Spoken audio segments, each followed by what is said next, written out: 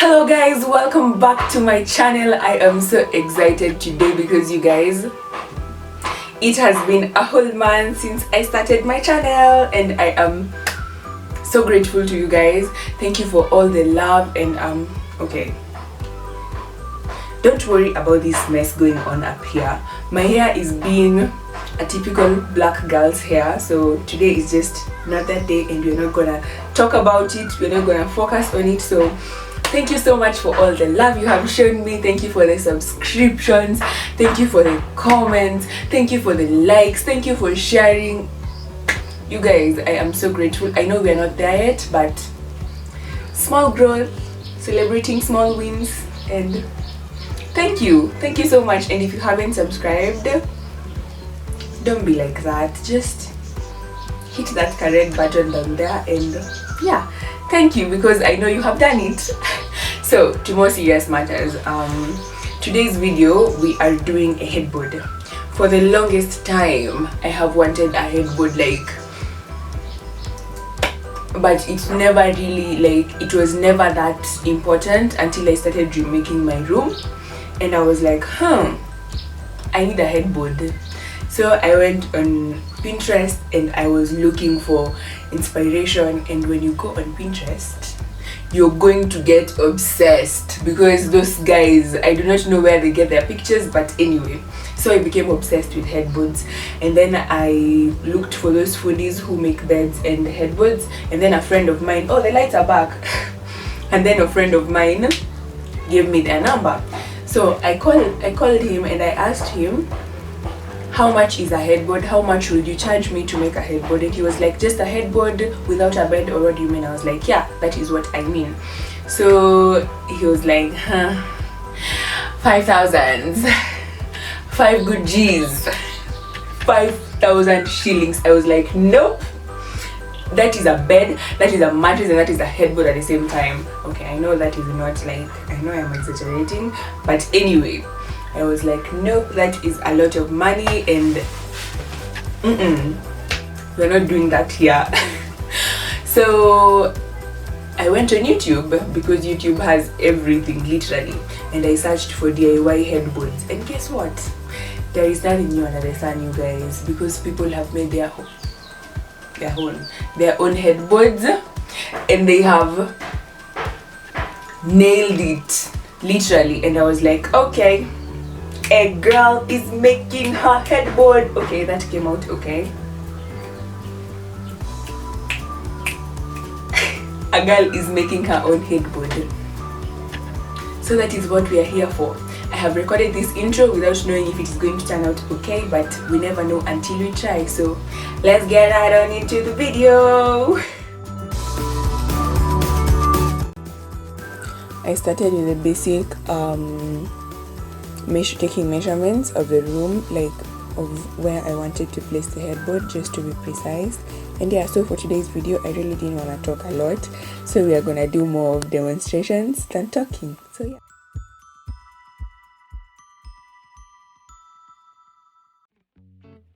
after measuring, I was using a box that is 2 boxes to make the base for the whole headboard, because I am not using wood. So I had 2 boxes that I was working with. They were big boxes, so I cut them open just to make them flat, because we are looking for a flat space.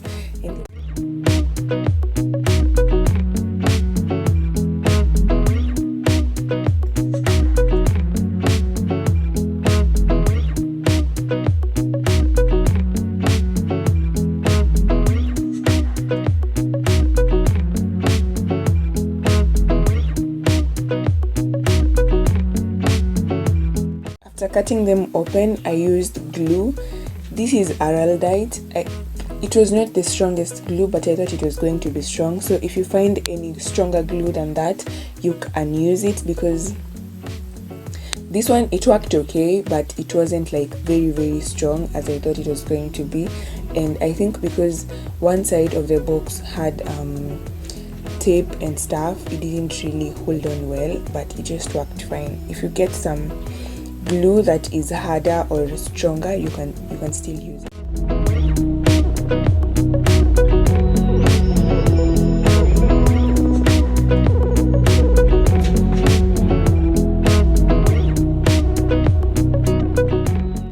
after mixing them together, I just spread it all over the lower box. I was supposed to use it on the upper box too, but it wasn't that much, and I still needed the glue for putting it on top of the other box, like you'll see. Yeah, and then after I put the two boxes together, this is the cushioning that I'm going to use.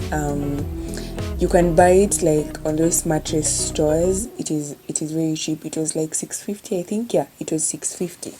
So yeah, I just cut it so that I will be able to measure it because it's the size of a bed.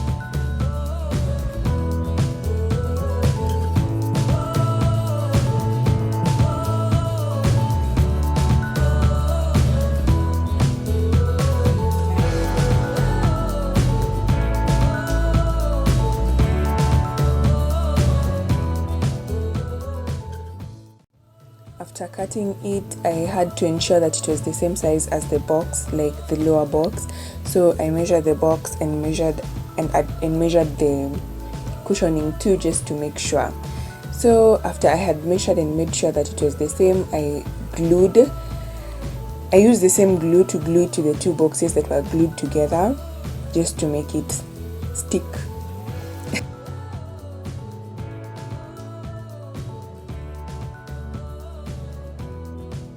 And for this glue that I'm using, you have to put something on top of it. So I lied on top of it for some minutes just to make it stick to it stronger.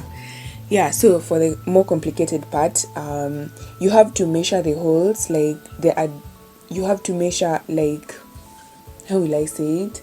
You have to measure equal length between the holes where you're going to put the buttons. So that is what I was doing here. I was trying to be very precise, because if you do not measure, it is going to come out not very neat, and it is not going to come as exact as you want. You can use any design. Like Pinterest has a lot of designs that you can get inspirations from.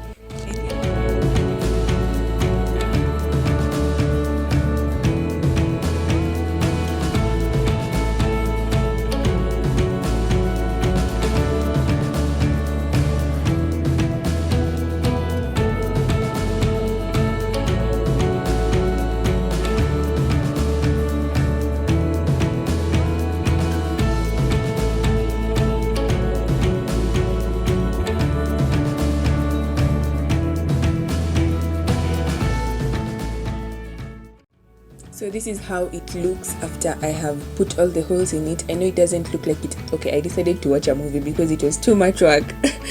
So yeah, after I had put the holes, I put this cover. Okay, I wanted a brown cover at first, but I was like, I'm not really sure, so I'm gonna go with black. So I bought a black cover to cover it up. That is the color I went with. You can use any color, literally, and depending on the cloth that you have, you can do literally anything. With a DIY, it's up to you to decide what you want to do, because it's just you that is doing it. So yeah, after I covered it up, these are the buttons that I'm going to use. This is the black thread that I'm going to use because we are using black material. Yeah, and literally it's not very hard. And this is the needle. I got this very long needle. I just got it from my mom's things. I don't know, even I think you can find it in a tailor's shop or something like that. So yeah, this was the hectic part, placing the buttons. So I couldn't really find a simple way until towards the end. So I'm gonna show you guys how I did it at the end when I'm making the last button, because that is when I figured out the easiest way to do it.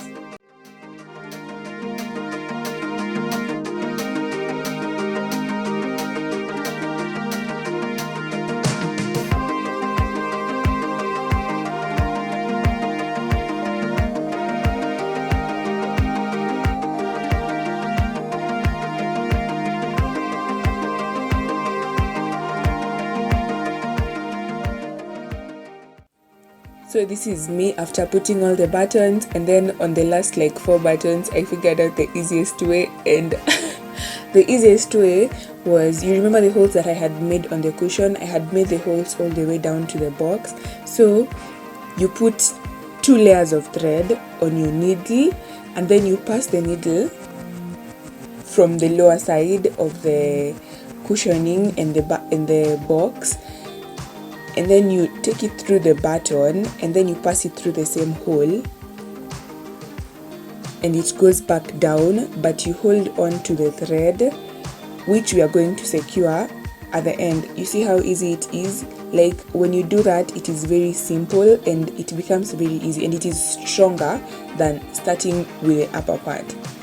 So yeah, after I was done with all the buttons, I started securing them, and I was securing them with tape. I got this tape that is clear and it is very, very strong. I don't know the name, but any strong tape will do it. I think that strong tape, what is it called? The duct tape. The duct tape can also work very well. So yeah, I was securing the thread, and you have to pull them very tight so that you can have that ripple effect.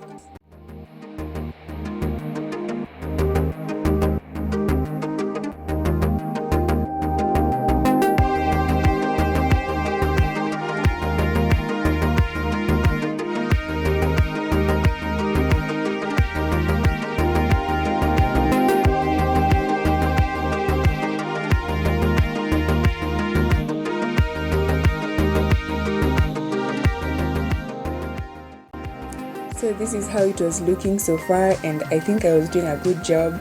The last part was covering up the back, which is not a must because no one is really checking the back. You just really have to cover the sides. So this was me when I was covering up the back, and I was still using the clear tape. This is not masking tape, this is some clear tape that is very, very strong. I think it is used in elastoplast and those things, like when you're trying, those things that you use, that doctors use, and it is very, very strong.